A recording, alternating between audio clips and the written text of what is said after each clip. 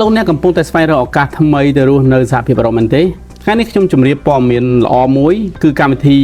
German Opportunity Card ដែលជាកម្មវិធីមួយ process លឿនបំផុតទៅសហភាពអឺរ៉ុបគឺប្រទេសអាល្លឺម៉ង់ដែលដំណើរការត្រឹមតែ1ទៅ2ខែតែប៉ុណ្ណោះចំពោះលក្ខខណ្ឌលោកអ្នកគ្រាន់តែមានសញ្ញាបត្រថ្នាក់បញ្ញាបត្រឡើងលើលោកអ្នកមានកម្រិតភាសាអង់គ្លេស B2 ឬភាសាអាល្លឺម៉ង់កម្រិត A1 និងលោកអ្នកមានអាយុក្រោម34ឆ្នាំឬមានបទពិសោធន៍ការងារលើសពី2ឆ្នាំនោះលោកអ្នកអាចដាក់ពាក្យទៅបានហើយចំពោះអត្ថប្រយោជន៍គឺលោកអ្នកអាចរស់នៅ